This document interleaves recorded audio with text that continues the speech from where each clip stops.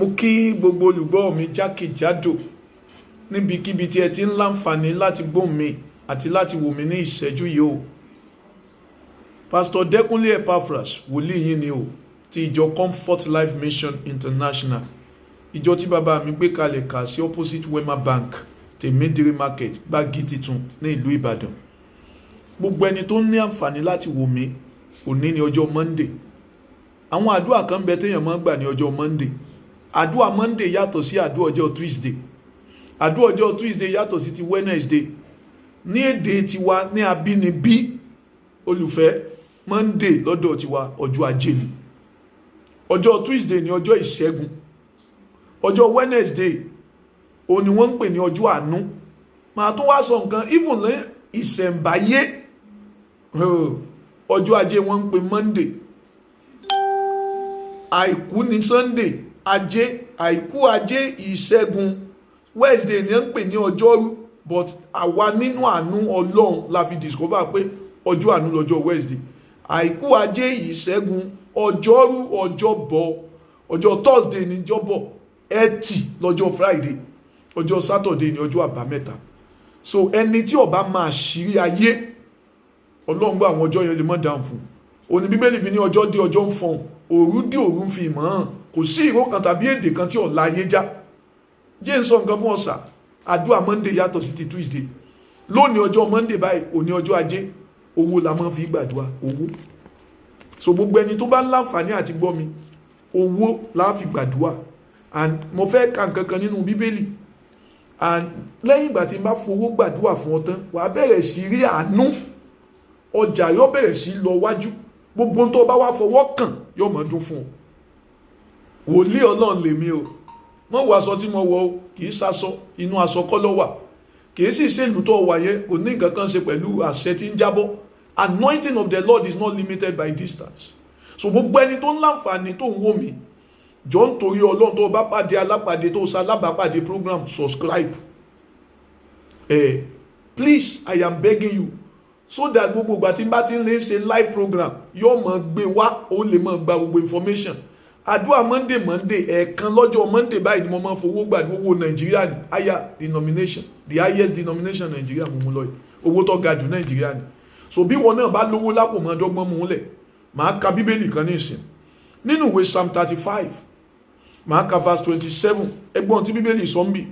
Ó ní jẹ́ kí wọn kí ó máa hó fún ayọ̀, kí wọn kí ó sì máa ṣe inú dídùn. Àwọn tí ó ń ṣe ẹni tí ó ń ṣe ojú rere sí òdodo mi. Ó ní lóòótọ́ kí wọn kí ó máa yọ̀ títí pé Olúwa ni kí a máa gbéga. Wáyé tá a fi máa gbéga nítorí tó ní inú dídùn sí ìṣerere ìránṣẹ́ rẹ̀. Bíbélì mi pè ní àlàáfíà àwọn ìránṣẹ́ rẹ̀. Èyìnbó ẹ̀ sọ pé the God that have pleasure in the prosperity of his servant. Ẹni tó ní inú dídùn nínú ìṣerere àwọn àyànfẹ́. Ẹnìkan gbọ́ mi, in tí wọ́n ń pè ní bùkún Ọlọ́run, God is pleased when his people are blessed. Ẹnìkan ní kò yé mi, in tí mo sọ ni pé inú Ọlọ́run máa ń dùn tó ń bá fún àwọn èèyàn rẹ̀ lówó. Ẹ̀yin wo lẹ gbàgbọ́ níbi tó ti wò mí, mo fẹ́ comment, Olúwa fún mi lówó. Tẹ̀ sísàlẹ̀ kìíní yẹn. N tó ń wò yìí, this is a practical message. It is a prophetic line. Àwọn agbọ́ nǹkan ìbùkún ọ̀run, ìbùkún látọwọ́ Ọlọ́run. Tí ń pè ní supernatural supply. Ó dájú. Ẹ jẹ́ wá fi kún báyìí pé financial supernatural supply is reality. Owó tí Ọlọ́run lè fún yàn látọ̀run, ó dájú. Ẹnìkan níbi bó lẹ ṣe mọ̀, ṣe bọ́ Ọlọ́run ni. Ọlọ́run burú ju màjíìkì lọ. Ó lè ṣèyanu tó kọjá màjíìkì fún ẹ̀dá. Àlójẹ́ ń gbàdúrà tó bá rí mi wò lónìí. Mo dúró nínú májẹ̀mú, mo dúró mi ọ̀dá dúró, mo sọ̀rọ̀ mi ọ̀dá ọ̀rọ̀ sọ. Mo dúró nínú àpáta ayérayé. Àsọtẹ́lẹ̀ tó wọnú ayé rẹ gbogbo ẹni tó bá gbọ́ mi ni pé lórúkọ Bàbá tọ́mọ àti tẹ̀mí mímọ́ wàá rí owó lọ́sẹ̀ yìí. Gbogbo tó gbọ́dọ̀ mọ̀ gbọ́ láàárọ̀ Monday lélẹ́yìí, wàá rí owó lọ́sẹ̀ yìí nítorí ikú àtàjíǹde Jésù. Ẹ wá gbọ́n tí mo tún fẹ́ fi kún. Mo discover pé Ọlọ́run mọ̀ọ́mọ̀ mú omi jáde láti inú àpáta fún àwọn ọmọ Israel. Israel got water out of the rock. Nínú àpáta ló ti mú omi jáde, wọ́n mú àmúyó àti àmúṣẹ́kù. Ẹnìkan ní kí ni tẹ́ wá fẹ́ fìyẹn mú jáde, ibi òkúta bó lomi ṣe wọnú ẹ̀, ayayaya ní àmàna. Lọ́sẹ̀ yìí lọ́wọ́ ẹni tó le, lọ́wọ́ ẹni tó láhùn jù nínú fámìlì tàbí láyìíká níbi tó ti ń ṣiṣẹ́, Ọlọ́run yóò bọ̀ gbowó jáde. Tẹ́ àmì. Ẹ tó wá gbọ́ nǹkan, ẹyẹ tí wọ́n ń pè ní raven fed prophet Elijah nínú ìwé 1 King chapter 17. Ẹyẹ gbóúnjẹ wá fún Elijah. Ẹyẹ tí wọ́n ń pè ní raven, ìwé encyclopedia, ìwé tí máa ń tọ́ka sí gbogbo nǹkan tó mọ gbogbo nǹkan, ó júwe pé ẹyẹ tí wọ́n ń pè ní ẹyẹ ìwòyí òun ló láhùn jù láyé. Ó sì gbowó wá, ó gbóúnjẹ wá. Elijah jàjẹ yó àjẹsẹ́kù, kìí ṣe kan kìí ṣe méjì. Ó ta ní wò mí, owó rẹ ti ń bẹ lọ́wọ́ ẹyẹ ayé. Mo dúró nínú jẹ̀gbọ́njẹ̀gbọ́n àṣẹ, bọ́ bá lè fòókè tó ti àmì, owó yẹn ó jáde fún ọ lójijì.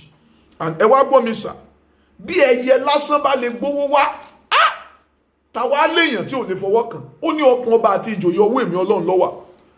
Ọlọ́mọ mọ̀ fún lọ́rùn ní ọ̀yá lọ́mọ gbóúnjẹ fún, mọ̀ gbóúnjẹ fún. Ìyẹn ni pé kò sí tọ́lọ́hun lè sọdowó fún ọ. Sàmí o, wàá rówó ná lọ́sẹ̀ yìí. Wàá gbọ́ nǹkan tí mo tún wá fi kún. God put money inside the mouth of fish in Matthew chapter 17 ní verse 27. Ọlọ́run tún fowó sí ẹnu ẹja. So kì í ṣe ẹyẹ nìkan ní gbówó rìn, ẹja ń gbówó ẹ̀rìn. Wà ké owó mi lọ́wọ́ ẹja, owó mi lẹ́nu ẹja, bàbá mi bá ń pọ̀ jáde. Owó mi tó ń bẹ lẹ́nu ẹja, Ọlọ́run pọ̀ jáde fún mi lójijì. So ń wò mí, ní tí mò ń wò yìí máa bá mi subscribe o, kàn tẹ́ ni o, ó ti subscribe sí láyìí. So dá gbogbo ìgbà tí bá ti wà ní Monday, Tuesday, ọ̀tọ̀ ni tí mò ń bọ̀ àṣẹ lọ́la òun tó yàtọ̀ sí léyìí. Ọlọ́run ọba ń gbọ́ bí ó ṣe máa jáde fún ọ lọ́sẹ̀ nìyẹn. Bí Ọlọ́run bá lè mú, ó ní Peter lọ sódò, ẹja tó ọba kọ́kọ́ mú òróró ń bẹ. Mọ̀mọ́ yìí bó o ṣe ń jáde lónìí Monday, bó o ṣe ń lọ lọ́sàn Monday, bó o ṣe ń lọ lálẹ́ Monday, wàá rówó. Ẹja ayé èèyàn lẹ́ja, ibikíbi tó wù ẹ́ bá wà, wòlíì rẹ sọ wípé yóò gbowó fún ọ. Àwọn àgbẹ̀ tó tó dáa jù nínú ìwé Luke chapter 5 ní verse 2 to 5. Bíbélì sọ wípé Ọlọ́mọ̀ọ́mọ̀ he permitted the lake to be filled. He filled the lake with fishes. Fún ẹni tí wọ́n ń pè ní brother Peter. Peter ti ṣe wàhálà. Nígbà tó lọ́hùn bí ológun àjọbọ̀ wà gbé bí ṣe dé, ọwọ́ àmọ̀ọ́mọ̀ wo Peter sùnsùn. Ó ní tì síbí. Ibi tó ti ṣe tí ò ti sí nǹkan kan, ibẹ̀ ni wọ́n ti ní àkúnwọ́ sílẹ̀. Wọ́n rán mi sí ọ lónìí. Torí pé Ọlọ́run ni Ọlọ́run ọmọ jẹ́. Níbi tí wọ́n rò pé ò ti lè sówó, lọ́wọ́ ẹni tó rò pé ò ti lè ṣàánú ẹ̀, mo pàṣẹ lórúkọ Bàbá tọmọ àti tẹ̀mọ́ kí Ọlọ́run kó gbowó rẹ jáde fún ọ lọ́sẹ̀ yìí. Ọ̀sẹ̀ yìí wá máa sọ tẹ̀lé mi, ọ̀sẹ̀ mi ni. Ọ̀sẹ̀ yìí ọ̀sẹ̀ owó mi ni. Ọ̀sẹ̀ yìí ẹ̀tọ́ mi ó jáde. Ọ̀sẹ̀ yìí ìrí abá mi. Lọ́sẹ̀ yìí wọ́n á fowó ta mí lọ́rẹ. Ẹ̀yin ẹja ayé ẹ powó mi lẹ̀. Mo ń sọ nípa supernatural supply, ìpèsè látọ̀run, ó dájú gan ni. Wàá tún wá gbọ́ nǹkan, multiplication of 5 loaves of bread and 2 fishes, ẹja méjì nínú ìwé John chapter 6 verse 6 to 12. Ọlọ́run ló mọ̀ ṣe, Jésù olùgbàlà ló mọ̀ ṣe, ẹja méjì péré, àkàrà 5 wọ́n ní ó yẹ mọ́ fún àwọn èèyàn. Nígbà wọ́n jókòó ní méjìlá wọ́n sì ń fún wọn àfìgbà tí 5,000 èèyàn jẹun. Bó nìyẹn ṣe ń ṣẹlẹ̀, ó pò ní magic. So tí wọ́n bá sọ pé Ọlọ́run dé náà ni bí magic ni. Owó bí àlá, owó tó ọ̀nà tó ní ná tán. Ibo lẹ ti ń gbọ́ bí tẹ́ ti ń wò mí, ọ̀run yọ̀dẹ̀ fún ọ lójijì. Sàmí o, kò gbé tó àmì mi. Are you watching me or you are pressing? Subscribe o, kó o tún bá ń send kìíní. Tó o bá wá lè rí share látòrí kìíní, tí ẹ ti dáa jù. Wá gbọ́ nǹkan, ètò wá dáa jù. Ó tún wá kù báskẹ́ẹ̀tì 12. Ìyẹn ni pé wọ́n tún rí nǹkan dá pamọ́. Ọya mú owó kan lápò ẹ̀, gbé lórí báyìí. Wá sọ tẹ̀lé mi, màá rówó dá pamọ́ lọ́sẹ̀ yìí. Ọ̀sẹ̀ kan náà lèèyàn máa bẹ̀rẹ̀ àti rówó dá. Láti ọ̀sẹ̀ yìí lọ, mo sọ jáde gẹ́gẹ́ bí wòlíì kó rówó dá pamọ́. À ń ṣe ń sọ nǹkan fún ọ, ìtí máa ń sọ yàn dolówó, àjẹsẹ́kù ni. Wọ́n jẹ agbọ̀n 12 sẹ́kù. Kí lágbọ̀n 12 túmọ̀ sí? Oṣooṣù kọ̀ọ̀kan nínú ọdún. Agbọ̀n 12 yẹn túmọ̀ sí pé kò sí oṣù tí wọn ò rówó dá pamọ́. 12 basket. Ǹjẹ́ ó ti yé orí? Ìjìnlẹ̀ mò ń fi hàn. Àwọn Yorùbá níjìnlẹ̀ lọ́wọ́. Ọjọ́ ń bọ̀ tí màá wá pọ̀fọ̀ ẹnìkan lọ fọkẹ̀ ọ̀fọ̀ ẹ̀mí ọ̀fọ̀ tí Jésù pa bóyá lọ́la àsọfọ̀ ń bẹ nínú Bíbélì Jésù pọ̀fọ̀ máa pe kó pé wàásù mi ní ọ̀fọ̀ Jésù tọpa Jésù pọ̀fọ̀ ọ̀fọ̀ Jésù yẹn làwa náà gbéyẹ̀wò lọ́la lágbára Ọlọ́run wá gbọ́ mi supernatural financial supply is reality ìtọ́ dájú ni mo sẹnu ní déédéé sí bí mo ti fẹ́ máa lọ lónìí wá gbọ́ nǹkan o ǹjẹ́ ọjọ́ mọ̀ pé nǹkan mẹ́ta mo fẹ́ ọmọ tàbí nǹkan mẹ́ta mo fẹ́ o ṣe dá ẹni tí máa ń fún ni lówó mọ̀ ẹnìkan níta ni máa ń fún yàn lówó Jésù ni ebó ń lọ fún wọn ní ẹja méjì tí wọ́n mú wá ọba wọn sọ di púpọ̀ tó ọba ilé mọ Jésù tó fàyè rẹ fún wàá máa pọ̀ sí èmi tí mo dúró wájú ẹ̀ tó ń gbọ́rọ̀ mi 40 naira mi bẹ̀rẹ̀ chọ́ọ̀chì tí mo bẹ̀rẹ̀ yìí ó sì bá mi sọ di àgbáláyé mílíọ̀n jáde inú ẹ̀ ní tí Jésù lè ṣayé èèyàn dání ẹ̀ Ismaila mọ̀ ń jẹ́ ilé ike ọmọ sáwí àmọ́ lọ àfìgbà mo dá Jésù ó sì tún kádàrá mi ṣe ó lè tún ayé ẹ̀ ṣe ó rí bọ́ bẹ̀rẹ̀ sí ní láárí ó bẹ̀rẹ̀ sí lówó lọ ìwà gbọ́ mi ṣe báyìí Olúwa jẹ́ ń lówó lọ́wọ́ jẹ́ ń lówó lápò jẹ́ ń lówó báńkì ó ní lówó lọ́rùn ẹnìkan lè wò tó nìyẹn tí ọ̀dà kéèyàn olówó lọ́rùn ní gbèsè ní jẹ́ bẹ́ẹ̀ àṣírí ni mò ń sọ yìí kí ni lẹ́ẹ̀kejì tó ṣe yàtọ̀ sí pé ó fàyè rẹ fún Jésù ọ̀ gbàdé bíi ìrìbọmi ni o fífàyè ẹni fún Jésù kéèyàn ó sìn gidi ni ó ní ìdún dídùn sí ọ̀rọ̀ àwọn àyànfẹ́ rẹ̀ àwọn tí wọ́n bá jẹ́ àyànfẹ́ ni máa ṣe lóore àìfóúnjẹ ọmọ fún ajá kódà ẹlẹ́ẹ̀kejì ni wípé jọ̀ọ́ torí Ọlọ́run láyé mọ̀ bẹ́ẹ̀ ni kẹ́ni ṣe bísínẹ́sì bìrìbìrì o gbogbo ẹni tó fẹ́ tètè di ọlọ́rọ̀ wọn á bọ́ sínú ìdẹkùn àìparí wàásù tọ̀sẹ̀ yìí ni mo mú yẹn màá ka nǹkan kan fún ọ ní ìsìn 1 to 7 ọjọ́ kọ̀ọ̀kan tí ń bẹ nínú ọ̀sẹ̀ tí n bá ti ní òsè màá ní kó fowó báyìí màá wá ka 1 to 7 ó rí owó Ọlọ́run bá ń gbọ́ so má báyàn ṣe jìbìtì any business tí o bá ti ní ìtìmọ́ kọ̀wó lé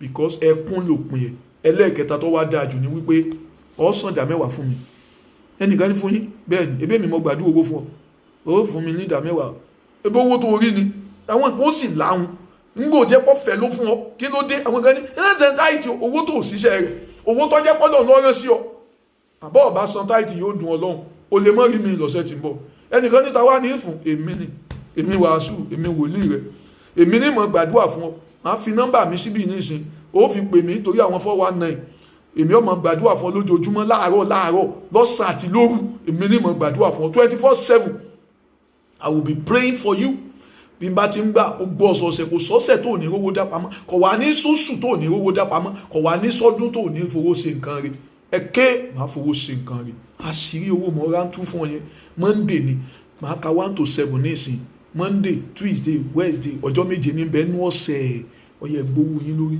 tí n bá ti ní wàá máa dún èmi Ọdẹ́kúnlé Epafras ọmọ Títílayọ̀ Deborah Olúwa jẹ́ ìrówó lọ́sẹ̀ yìí èmi Ọdẹ́kúnlé Epafras ọmọ Títílayọ̀ Deborah 1 to 7 1 2 3 4 5 6 7 lọ bá tán ọya bọ́ta lọ sí gbòòrò ayé kọ lọ pàwó wá lọ sí gbòòrò ayé kí wọ́n bùn ọ lówó lórúkọ ti bàbá tọmọ àti ti ẹ̀mí mímọ́ ọya kọ nọ́mbà mi ilẹ̀ 081 6 mẹ́ta àti 7 kan program Yorùbá ni 6 mẹ́ta àti 7 kan kọ 34 ọya kọ 43 6 mẹ́ta 081 6 mẹ́ta 667 34 43 nọ́mbà WhatsApp mi nù bá mi WhatsApp ó ní ẹ fún mi lákàntì yín mo fẹ́ sàn ìdá mẹ́wàá mi sí ṣọ́ọ̀ṣì yín kọ wá wo ohun tí Ọlọ́run yóò fi ọ́ dá lára èmi wòlíì rẹ ni o Ọdẹ́kúnlé Epafras mo tún ti kọ́ ọ láti rí kan lónìí àdúrà tó gbọdọ̀ gbàǹjọ́ Monday ọya subscribe fọwọ́ rẹ subscribe ọya gbà ó lọ fowó yẹn gbowó in Jesus name God bless you.